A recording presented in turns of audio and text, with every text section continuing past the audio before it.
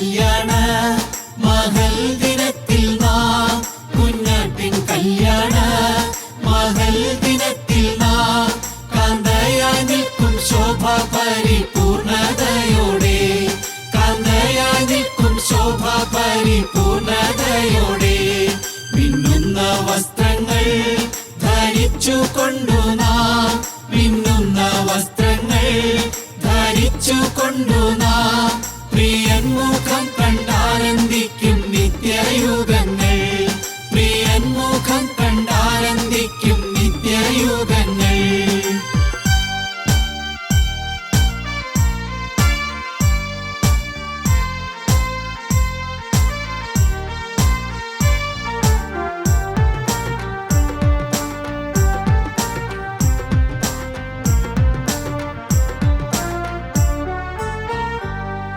ആയിരം ദൂതന്മാർ ശുശ്രൂഷ ആയിരം ദൂതന്മാർ ശുശ്രൂഷ ലഭിക്കുമെന്റെ പ്രിയനുമായി വാഴും സമയം ലഭിക്കുമെന്റെ പ്രിയനുമായി വാഴും സമയം നിത്യാനന്ദത്താലൻ ഹൃദയവാദിനം നിത്യാനന്ദത്താലൻ ഹൃദയവാദിനം കവിഞ്ഞൊഴുകും വന്നതി പോൽ ബഹുദൂരമായി കവിഞ്ഞൊഴുകും വന്നതി പോൽ ബഹുദൂരമായി കുഞ്ഞാട്ടിൻ കല്യാണ മഹൽ ദിനത്തിൽ നാം കുഞ്ഞാട്ടിൻ കല്യാണ മഹൽ ദിനത്തിൽ നാം കാന്തയായി നിൽക്കും ശോഭ പരിപൂർണതയോടെ കാന്തയായി നിൽക്കും ശോഭ പരിപൂർണതയോടെ.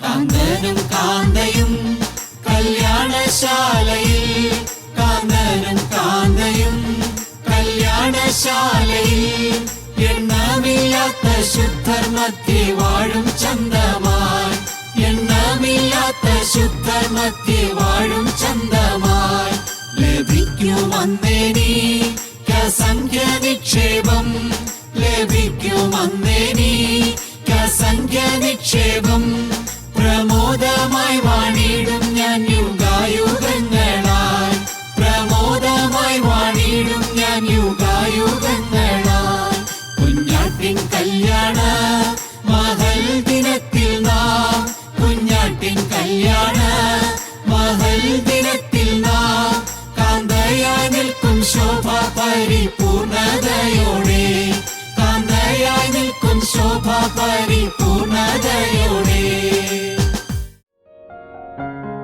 ഞങ്ങളും ക്രൂശിക്കപ്പെട്ട ക്രിസ്തുവിനെ പ്രസംഗിക്കുന്നു. ദൈവത്തിൻ്റെ വലിയ നാമം മഹത്വപ്പെടട്ടെ. ദൈവത്തിന് സ്തോത്രം. ഉൽപ്പത്തി പുസ്തകം 12-ാം അധ്യായം 7-ാം വാക്യം. യഹോവ അബ്രാമിന് പ്രത്യക്ഷനായി, നിന്റെ സന്തതിക്ക് ഞാൻ ഈ ദേശം കൊടുക്കുമെന്ന് അരുളി ചെയ്തു. തനിക്ക് പ്രത്യക്ഷനായ യഹോവയ്ക്ക് അവൻ അവിടെ ഒരു യാഗപീഠം പണിതു. അവൻ അവിടെ നിന്ന് ബേഥേലിന് കിഴക്കുള്ള മലയ്ക്ക് പുറപ്പെട്ടു. ബേഥേൽ പടിഞ്ഞാറും ഹായി കിഴക്കുമായി കൂടാരമടിച്ചു. അവിടെ അവൻ യഹോവയ്ക്ക് ഒരു യാഗപീഠം പണിതു. യഹോവയുടെ നാമത്തിൽ ആരാധിച്ചു. അബ്രാം പിന്നെയും തെക്കോട്ട് യാത്ര ചെയ്തുകൊണ്ടിരുന്നു. ദൈവത്തിന് സ്തോത്രം. അബ്രഹാം കൂടാരങ്ങളിൽ പാർത്തു. അബ്രഹാം പിന്നെയും യാത്ര ചെയ്തുകൊണ്ടിരുന്നു. അബ്രഹാം ഒരു പരദേശിയായി പാർത്തു. ദൈവത്തിന് സ്തോത്രം.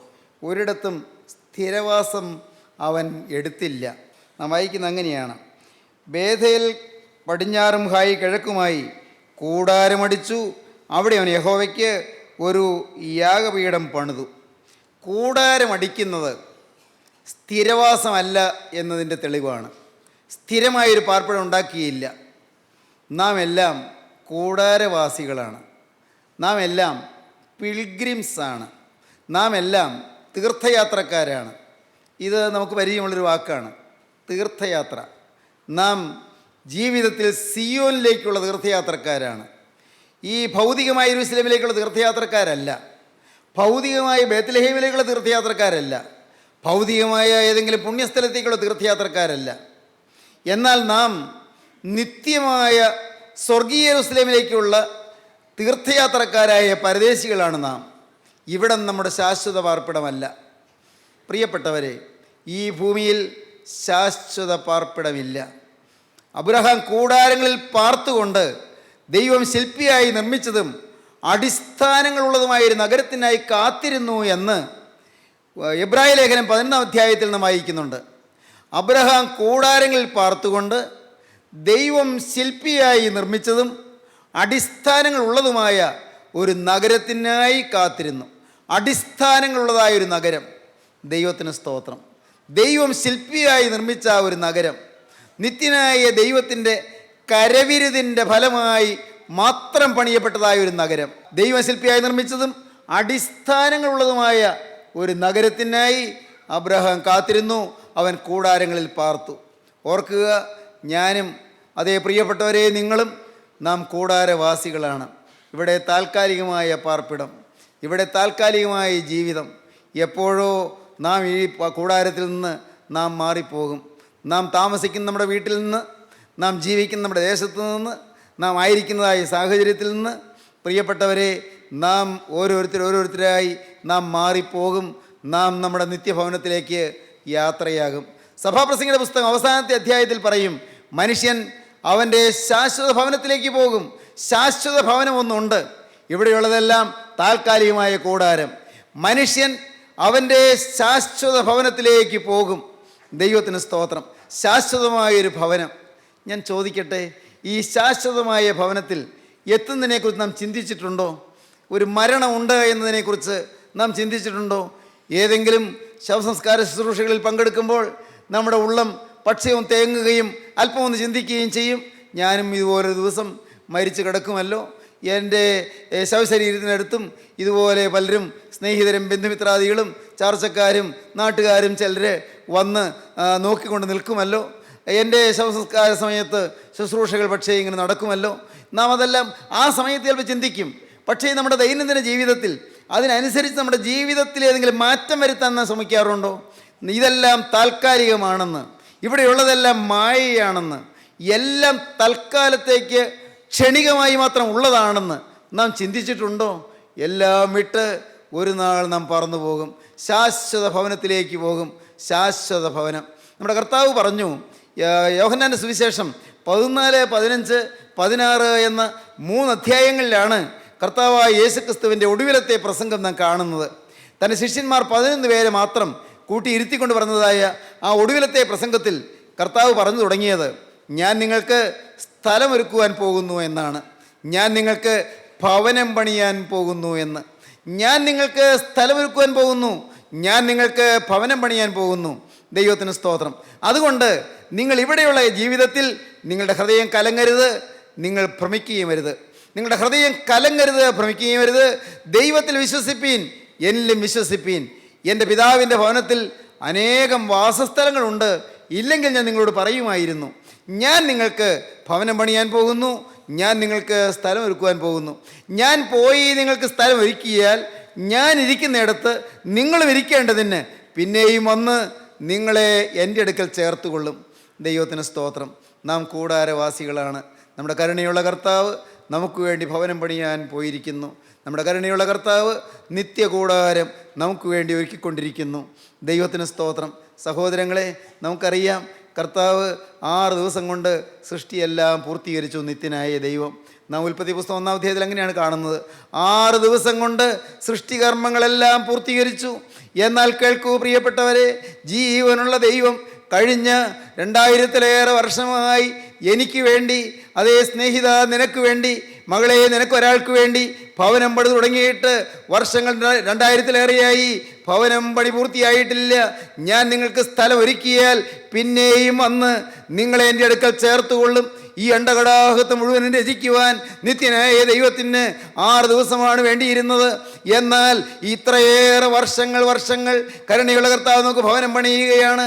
തൻ്റെ വിശുദ്ധന്മാർക്ക് വേണ്ടി, തൻ്റെ വിശ്വാസ വീരന്മാർക്ക് വേണ്ടി, തന്നിൽ ആശ്രയിച്ച് വിശ്വസിച്ച് നിൽക്കുന്നവർക്ക് വേണ്ടി അവൻ ഭവനം പണിയുകയാണ്.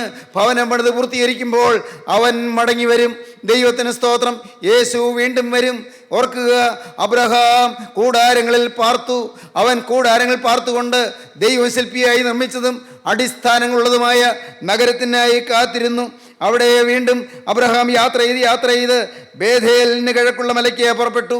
ബേഥേലിലേക്ക് പുറപ്പെട്ടു. ശേഖേമിൽ നിന്ന് ബേഥേലിലേക്ക്, അതും ഈ കനാൻ ദേശത്ത് തന്നെയാണ്. ബേഥേലിന് പുറപ്പെട്ടു. നാം വായിക്കുന്നത്, ബേഥേൽ പടിഞ്ഞാറും ഹായി കിഴക്കുമായി അബ്രഹാം കൂടാരമടിച്ചു. ബേഥേൽ എന്ന വാക്കിൻ്റെ അർത്ഥം ഹൗസ് ഓഫ് ഗോഡ്, ദൈവത്തിൻ്റെ ഭവനം എന്നാണ്. ബേഥേൽ പടിഞ്ഞാറും ഹായി കിഴക്കുമായി കൂടാരമടിച്ചു. നാം വായിക്കുന്നത്, ഹായി കിഴക്കുമായി കൂടാരമടിച്ചു. ഹായി എന്ന വാക്കിൻ്റെ അർത്ഥം ഹീപ്പ് ഓഫ് റൂയിൻസ്, നാശത്തിൻ്റെ കൂമ്പാരം എന്നാണ്. നാശത്തിൻ്റെ കൂമ്പാരം. ഓർക്കുക, കിഴക്ക് നാശത്തിൻ്റെ കൂമ്പാരമായ ഹായി കിടക്കുന്നു, പടിഞ്ഞാറ് ദൈവത്തിൻ്റെ ഭവനമായ ആ ബേഥേൽ കിടക്കുന്നു. അതിനിടയ്ക്ക് അബ്രഹാം കൂടാരമടിച്ചു. തുടർന്ന് വായിക്കുമ്പോൾ കാണാം, ഈ ഹായിയെ ലക്ഷ്യമാക്കിക്കൊണ്ട്, ആ നാശത്തിൻ്റെ കൂമ്പാരത്തെ ലക്ഷ്യമാക്കിക്കൊണ്ട് അബ്രഹാമിന് കൂടെ പുറപ്പെട്ട ലോത്ത് അങ്ങോട്ട് നീങ്ങി സോദോം ഗൊമോറായിൽ പോയി വസിച്ചു എന്ന്. എന്നാൽ അബ്രഹാം അവിടെ ബേഥേലിൽ പാർത്തു. ദൈവത്തിന് സ്തോത്രം. ആ ബേഥേൽ പടിഞ്ഞാറും ഹായി കിഴക്കുമായി കൂടാരമടിച്ചു. അവിടെ അവൻ യഹോവയ്ക്ക് ഒരു യാഗപീഠം പണിതു. ആ യഹോവയുടെ നാമത്തിൽ ആരാധിച്ചു. സ്തോത്രം. സ്നേഹിതരെ, യാഗപീഠം പണിതു. ആരാധന അവിടെയും നടന്നു. ആരാധന എന്താണ്? ഈ ആരാധന എന്ന് പറയുന്നത് വാട്ട് ഈസ് വർഷിപ്പ്? എന്താണ് ആരാധന? നാം വർഷിപ്പ് എന്നുള്ള വാക്ക് ധാരാളം കേൾക്കുന്നു. പ്രൈസ് ആൻഡ് വർഷിപ്പ് നാം കേൾക്കുന്നു. സ്തുതിയും ആരാധനയും. എന്താണ് ഈ ആരാധന? എന്താണ് അതിനെക്കുറിച്ച്? എന്താണ് നാം വായിക്കുന്നത്? നമുക്ക് എങ്ങനെയാണ് മനസ്സിലാക്കാൻ പറ്റുക? ആരാധന എന്താണ് എന്ന് നമുക്ക് നോക്കാം. ആരാധന എന്താണ് എന്ന് അറിയണമെങ്കിൽ പുറപ്പാട് പുസ്തകം 5-ാം അധ്യായത്തിൻ്റെ 1-ാം വാക്യവും 8-ാം അധ്യായത്തിൻ്റെ 1-ാം വാക്യവും വായിക്കണം. പുറപ്പാട് പുസ്തകം 5-ാം അധ്യായത്തിൻ്റെ 1-ാം വാക്യം, 8-ാം അധ്യായത്തിൻ്റെ 1-ാം വാക്യം. അതിൻ്റെ ശേഷം മോശയും അഹ്റോനും ചെന്ന ഫറവോനോട്, മരുഭൂമിയിൽ എനിക്ക് ഉത്സവം കഴിക്കേണ്ടതിന് എൻ്റെ ജനത്തെ വിട്ടയക്കണം. മരുഭൂമിയിൽ എനിക്ക് ഉത്സവം കഴിക്കേണ്ടതിന് എൻ്റെ ജനത്തെ വിട്ടയക്കണം. 8-ാം അധ്യായം 1-ാം വാക്യം. എന്നെ ആരാധിപ്പാൻ എൻ്റെ ജനത്തെ വിട്ടയക്കാം. എന്നെ ആരാധിപ്പാൻ എൻ്റെ ജനത്തെ വിട്ടയക്കുക. എന്നെ ആരാധിപ്പാൻ എൻ്റെ ജനത്തെ വിട്ടയക്കണം. എന്നെ ആരാധിപ്പാൻ ജനത്തെ വിട്ടയക്കണം എന്ന് പറഞ്ഞ ദൈവം എന്താണ് ആരാധന എന്ന് പറയുന്നു? മരുഭൂമിയിൽ ഉത്സവം കഴിക്കുന്നു. ആരാധന ഉത്സവമാണ്. പ്രിയപ്പെട്ടവരെ, ആരാധന ഉത്സവമാണ്. സത്യാരാധന നമ്മുടെ ജീവിതത്തിൽ വരുന്നത് ആത്മാവിൻ്റെ ഉത്സവമാണ്, ആത്മാവിൻ്റെ സന്തോഷമാണ്. ഇവിടെ കണ്ണുനീരുണ്ട്, ഇവിടെ രോഗമുണ്ട്, ഇവിടെ യാതനയും വേദനയുമുണ്ട്. ഈ ഭൂമിയിലെ താൽക്കാലിക ജീവിതത്തിൽ പ്രതിസന്ധികളും പ്രശ്നങ്ങളുമുണ്ട്. രൂക്ഷമായ പ്രശ്നങ്ങൾ, എതിർപ്പുകളും പോരാട്ടങ്ങളുമുണ്ട്. ഒറ്റപ്പെടുത്തലുകളും കുറ്റപ്പെടുത്തലുകളുമുണ്ട്. ഈ ഭൂമിയിൽ ജീവിക്കുമ്പോൾ നമുക്കൊട്ടേറെ വിഷമസന്ധികളെ നേരിടേണ്ടി വരുന്നു. നാം അനുദിന ജീവിതത്തിൽ ഭാരങ്ങൾ നിറഞ്ഞ് നാം കഴിയുകയാണ്. ആകുലങ്ങൾപ്പെട്ട് ഉഴന്ന് നാം വലയുകയാണ്. നാം എല്ലാവരും ഒന്നു മാറി ദുരിതം നിറഞ്ഞ ജീവിതം തന്നെയാണ് നയിക്കുന്നത്. സംശയിക്കേണ്ട. നമുക്ക് എല്ലാവർക്കും ഉണ്ട് നമ്മുടേതായ പ്രശ്നങ്ങൾ, നമുക്ക് എല്ലാവർക്കും ഉണ്ട് ഭാരങ്ങൾ, നമുക്ക് എല്ലാവർക്കും ഉണ്ട് ആകുലങ്ങൾ, നമുക്ക് എല്ലാവർക്കും ഉണ്ട് ഭയപ്പാടുകൾ, പല കാര്യങ്ങളെക്കുറിച്ചുള്ളതായ ആശങ്കകൾ നമുക്കുണ്ട്. നാം ഈ ഭൂമിയിലാണ് ജീവിക്കുന്നത്, ഈ ലോകത്താണ് നാം കഴിയുന്നത്. ലോകത്തിലെ അനേകം പ്രശ്നങ്ങൾ നമ്മെ വലയം ചെയ്യുകയും ചിലത് നമ്മെ തുറിച്ചു നോക്കുകയും ചെയ്യുന്നു. നാം പലപ്പോഴും തളർന്നു പോകുന്നു, നാം പലപ്പോഴും ക്ഷീണിതരായി തീർന്നു പോകുന്നു. ശരിയാണ്, ഇവിടെ പ്രയാസങ്ങളുണ്ട്. എന്നാൽ ഓർക്കുക, ഈ മരുഭൂമിയിൽ ഇവിടെ ഉഷ്ണക്കാറ്റുണ്ട്. ഈ ഉഷ്ണക്കാറ്റുള്ള മരുഭൂമിയിൽ വരണ്ട കാലാവസ്ഥയാണ്. വരണ്ട കാലാവസ്ഥയും ഉഷ്ണക്കാറ്റുമുള്ള മരുഭൂമിയിൽ കൊടിയ വെയിലിൻ്റെ ചൂടുള്ള ഭയങ്കരമായ ഏറ്റവും അത്യുഗ്രമായ വേദനാഭരിതമായ കഷ്ടപ്പാട് നിറഞ്ഞതായ സാഹചര്യമുണ്ട്. ഈ മരുഭൂമിയിൽ ചൂട്ടുപഴുത്ത മണലാരണ്യത്തിൽ കൂടി യാത്ര ചെയ്യേണ്ട ആവശ്യമുണ്ട്. എന്നാൽ സ്നേഹിതരെ കേൾക്കൂ, ഒരിറ്റു വെള്ളം പോലും കിട്ടാത്ത ഈ മരുഭൂമിയിൽ, തണൽ മരം ഒന്നുമില്ലാത്ത ഈ മരുഭൂമിയിൽ നമുക്ക് പ്രയാസങ്ങളുണ്ട്. ശരിയാണ്. എന്നാൽ മരുഭൂമിയിൽ ഉത്സവത്തിനൊരു പോസിബിലിറ്റി ഉണ്ട്. ഉത്സവത്തിന് ഒരു സാധ്യതയുണ്ട്. അതെങ്ങനെയാണ് ഉത്സവം? പ്രിയപ്പെട്ടവരെ, ക്രിസ്തുവിനായി നമ്മെ തന്നെ അർപ്പണം ചെയ്യുമ്പോൾ അവിടെ ആന്തരികമായി ഉത്സവം ലഭിക്കുകയാണ്, അകത്ത് സന്തോഷം ലഭിക്കുകയാണ്, അകത്ത് സമാധാനം ലഭിക്കുകയാണ്. ഓർക്കുക, എൻ്റെ സ്നേഹിതരെ, നിങ്ങളോട് പറയട്ടെ, നിങ്ങൾ ഇന്ന് ഈ വാക്കുകളെ കേട്ടുകൊണ്ടിരിക്കുമ്പോൾ നിങ്ങളുടെ ജീവിതം ക്രിസ്തുവിന് സമർപ്പിച്ച് സത്യാരാധനയ്ക്ക് വേണ്ടി യാഗപീഠത്തിൽ നിങ്ങളെ തന്നെ അർപ്പണം ചെയ്യാൻ നിങ്ങൾ തയ്യാറാകുമെങ്കിൽ നിങ്ങൾക്കിവിടെ ഉത്സവം ലഭിക്കും. സംശയിക്കേണ്ട. ക്രിസ്തുവിന് വേണ്ടി പൂർണ്ണമായി വിട്ടുകൊടുത്ത ഒരു ദൈവവൈതലുടെ ജീവിതത്തിൽ ഉത്സവമുണ്ട് എന്നുള്ളതിന് സംശയമില്ല. നിങ്ങൾക്ക് ഭാരങ്ങൾ വരുമ്പോഴും തണലടയ്ക്കാൻ യേശുവിൻ്റെ തിരുവിലാവ് ഉണ്ടാകും. നിങ്ങൾക്ക് ആകുലങ്ങൾ വരുമ്പോൾ നിങ്ങൾക്ക് ഓടിച്ചെന്ന് അഭയം പ്രാപിക്കാൻ യേശുവിൻ്റെ പാദപീഠം ഉണ്ടായിരിക്കും. നിങ്ങൾക്ക് വാടി തളർന്ന് ക്ഷീണിതരായി, അവശരായി, രോഗത്താൽ പീഡിതരായി, നിങ്ങൾക്ക് വിഷമിക്കുന്നതായ സമയങ്ങളിൽ ചെന്ന് അഭയപ്പെട്ട് നിലവിളിക്കാൻ യേശുവിൻ്റെ പാദപീഠം ഉണ്ടാകും. പ്രിയപ്പെട്ടവരെ, നിങ്ങൾ വിശ്വസിക്കൂ, ഇത് നിങ്ങൾ അനുഭവിക്കേണ്ട യാഥാർത്ഥ്യമാണ്. നാം കേട്ട് ചില കാര്യങ്ങൾ, തത്വങ്ങൾ പഠിക്കാനല്ല, അനുഭവങ്ങളിലേക്ക് നാം നീങ്ങണം. കർത്താവേ, അങ്ങനെ ഈ ഭൂമിയിൽ വെച്ച് ഒരനുഭവം ഉണ്ടെങ്കിൽ, കഷ്ടപ്പാട് നിറഞ്ഞ ഈ ലോകത്ത്, കണ്ണീരും കൈയുമായി വലയുന്ന ഈ ലോകത്ത്, എല്ലാവരും പലരും വിഷമിപ്പിക്കുകയും ഞാൻ പ്രതിസന്ധികൾ നേരിടുകയും ചെയ്യുന്ന ഈ ലോകത്ത്, എൻ്റെ കരുണയുള്ള കർത്താവേ, എനിക്ക് തണലടയ്ക്കാൻ, എനിക്ക് ആശ്വാസം കിട്ടാൻ, എനിക്ക് കുളിർമ പകരാൻ അവിടുത്തെ സാന്നിധ്യമുണ്ട് എന്ന് പറഞ്ഞല്ലോ. അത് സാധ്യമാണ് എങ്കിൽ അതെനിക്കിന്ന് സാധിപ്പിച്ചു തരണം, അതെനിക്കിന്ന് തുടങ്ങി തരണം. നിങ്ങൾ പ്രാർത്ഥിക്കണം. ദൈവത്തിന് സ്തോത്രം. സ്നേഹിതരെ, ഞാൻ കൂടെ പറയാറുണ്ട്, എൻ്റെ എളിയ ജീവിത സാക്ഷ്യം. കഷ്ടപ്പാടുകൊണ്ട് വലഞ്ഞു, മനസ്സ് മടുത്തു, നിരാശയിൽ ഏറ്റവും തളർന്നു, ജീവിതമാകെ വലഞ്ഞുപോയി. എന്നാൽ പ്രിയപ്പെട്ടവരെ, ഞാൻ യേശുവിൻ്റെ തിരുവചനത്തിൽ ഞാൻ എന്നെ തന്നെ സമർപ്പിച്ചപ്പോൾ, ആ ക്രൂസിൻ്റെ അർത്ഥം എനിക്ക് മനസ്സിലായപ്പോൾ, ക്രൂസിൻ ചുവട്ടിലേക്ക് എന്നെ തന്നെ അർപ്പണം ചെയ്യാൻ എനിക്കൊരു ഭാഗ്യം ലഭിച്ചപ്പോൾ, ക്രിസ്തു എൻ്റെ ഹൃദയത്തിലേക്ക് നടന്നു വന്നു. അവിടെ നിന്ന് എൻ്റെ ഹൃദയത്തിലേക്ക് നടന്നു കയറി. അവൻ എൻ്റെ ഹൃദയത്തിൽ ഉറപ്പിച്ചു. അതോടെ അത്ഭുതകരമായൊരു ശാന്തി എൻ്റെ ഹൃദയത്തിൽ ലഭിച്ചു. ഞാൻ പലപ്പോഴും പറഞ്ഞിട്ടുള്ളത് നിങ്ങൾ കേട്ടിട്ടുണ്ട്. ഞാനതുകൊണ്ട് ഇപ്പോൾ വിശദീകരിക്കുന്നില്ല. അത്ഭുതകരമായ സമാധാനം എനിക്ക് ലഭിച്ചു. ഇന്ന് ഞാനിവിടെ എഴുന്നേറ്റ് നിൽക്കുന്നത് തന്നെ ഒരത്ഭുതമാണ്. ദൈവത്തിന് സ്തോത്രം. സ്നേഹിതരെ, ഇന്ന് ഇത്രത്തോളം സമാധാനത്തോടെ സന്തോഷത്തോടെ ഞാൻ കഴിയുന്നത് ഒരു വലിയ കൃപയാണ്, വലിയ അത്ഭുതമാണ്. ഞാൻ പലർക്കും ഒരത്ഭുതമായിരിക്കുന്നു എന്ന് സങ്കീർത്തനക്കാരൻ പണ്ട് പാടി. ഞാൻ ഓർക്കും, എൻ്റെ ദൈവമേ, അത് എൻ്റെയും അനുഭവമാണല്ലോ എന്ന്. ഞാൻ പലർക്കും ഒരത്ഭുതമായിരിക്കുന്നു. ദൈവത്തിന് സ്തോത്രം. ഞാൻ സഭാമധ്യേ നിന്നെ പുകഴ്ത്തും. ഞാൻ ദൈവത്തെ സ്തുതിക്കാതിരിക്കുന്നത് എങ്ങനെ? ഞാൻ ദൈവത്തിന് വേല ചെയ്യാതിരിക്കുന്നത് എങ്ങനെ? ഞാൻ യേശുവിനെ പ്രകീർത്തിക്കാതിരിക്കുന്നത് എങ്ങനെ? ഞാൻ യേശുവിൻ്റെ നാമത്തെ ഘോഷിക്കാതിരിക്കുന്നത് എങ്ങനെ? ഞാൻ ആരവാരത്തോടെ അവനെ വാനോളം പാടി പുകഴ്ത്താതിരിക്കുന്നത് എങ്ങനെ? യേശു എനിക്ക് വിലയേറിയവനാണ്. യേശു എനിക്ക് ഏറ്റവും വിലപ്പെട്ടവനാണ്. യേശു എന്നെ സഹായിച്ചവനാണ്. യേശു എനിക്ക് സമാധാനം തന്നവനാണ്. യേശു എൻ്റെ മേൽ കരുണ ചൊരിഞ്ഞവനാണ്. എൻ്റെ യോഗ്യത നോക്കാതെ എൻ്റെ ബലഹീനതകൾ മറന്ന് എന്നെ താങ്ങിയവനാണ്. എൻ്റെ പോരായ്മകൾ ക്ഷമിച്ച് എന്നെ തൻ്റെ കരങ്ങളിൽ എടുത്തവനാണ്. തൻ്റെ ഭുജങ്ങളിൽ എന്നെ വഹിച്ചതാണ്. ദൈവത്തിന് സ്തോത്രം. രോഗശൈലിനെ താങ്ങിയവനാണ്. രോഗക്കിടക്ക മാറ്റി വീരിച്ചവനാണ്. ദൈവത്തിന് സ്തോത്രം. ആപത്തനർത്ഥങ്ങൾ വന്നപ്പോൾ എന്നെ താങ്ങിയവനാണ്. എൻ്റെ കണ്ണുനീര് കൂടെ തുടച്ചു തന്നവനാണ്. ഹല്ലേലൂയ. ദൈവത്തിന് സ്തോത്രം. ഇന്ന് എൻ്റെ സ്നേഹിതരെ, നിങ്ങളോട് പറയട്ടെ, നിങ്ങളുടെ കണ്ണുനീര് തുടയ്ക്കാൻ യേശു വന്നിട്ടുണ്ട്. ഉത്സവം തരാൻ യേശു വന്നിട്ടുണ്ട്. നിങ്ങളുടെ ജീവിതത്തിൽ ഉത്സവം തരാൻ, ആരാധനയുടെ സൗകുമാര്യം നിങ്ങൾക്ക് തരാൻ യേശു എഴുന്നള്ളി വന്നിട്ടുണ്ട്. യേശുവിനെ നിങ്ങൾ കാണുവീൻ, യേശുവിനെ നിങ്ങൾ വിളിപ്പീൻ, യേശുവിനോട് നിങ്ങൾ പ്രാർത്ഥിപ്പീൻ. യേശുവേ, നീ എൻ്റെ ഹൃദയത്തിലേക്ക് എഴുന്നള്ളി വരണമേ. ക്രൂസിൽ മരിച്ച രക്ഷക, നീ ക്രൂസിൽ നിന്ന് ഇറങ്ങി വന്ന് എൻ്റെ ചങ്കിൽ വാസം ചെയ്യണമേ. അരിമത്യക്കാരി യോസേപ്പിന്റെ കല്ലറയിൽ അടക്കം ചെയ്യപ്പെട്ടവനെ, നീ കല്ലറയിൽ നിന്ന് ഉയർത്തെഴുന്നേറ്റല്ലോ. എന്തിന് എന്ന് ഞാൻ വിശ്വസിക്കുന്നു. എൻ്റെ ഹൃദയത്തിൽ വാഴാനാണ് ഞാൻ വിശ്വസിക്കുന്നു. എൻ്റെ ഹൃദയത്തിലേക്ക് വരണമേ, എൻ്റെ ഹൃദയത്തിൽ വസിക്കണമേ. സത്യാരാധന എനിക്ക് തരണമേ. ആത്മാവിന്റെ സ്തുതിയാൽ എൻ്റെ ജീവിതത്തെ പുളകം കൊള്ളിക്കണമേ. ആത്മാവിന്റെ ആരാധന എനിക്ക് തരണമേ. ആത്മാവിന്റെ സ്തോത്രം എന്നിൽ നിറയ്ക്കണമേ. സ്തുതിയും സ്തോത്രവും പ്രഭയും പുകഴ്ചയും മാഞ്ഞുപോകാത്ത നല്ല ഉന്നതിയും സദാനേരം ഇടപെടാതെ കരയേറ്റുവാൻ എനിക്ക് ഭാഗ്യം തരണമേ. പ്രിയപ്പെട്ടവരെ, നിങ്ങൾ പ്രാർത്ഥിക്കൂ. ക്രിസ്തുവിന്റെ കരങ്ങളിലേക്ക് നിങ്ങളെ കൊടുക്കൂ. ക്രിസ്തുവിനോട് നിങ്ങൾ വാക്ക് പറയൂ. യേശുവേ, ഇപ്പോൾ നിന്റെ കരം എൻ്റെ മേൽ വെക്കണമേ. ഇപ്പോൾ നിന്റെ കരത്താൽ എന്നെ ആശീർവദിക്കണമേ. എൻ്റെ ഹൃദയത്തിലേക്ക് നീ എഴുന്നള്ളി വരണമേ. എൻ്റെ ഹൃദയത്തിന് നാഥനും കർത്താവും രക്ഷകനുമായി നീ എഴുന്നള്ളിയിരിക്കണമേ. മരുഭൂമിയിൽ ഉത്സവം തരാമെന്ന് പറയുന്നു.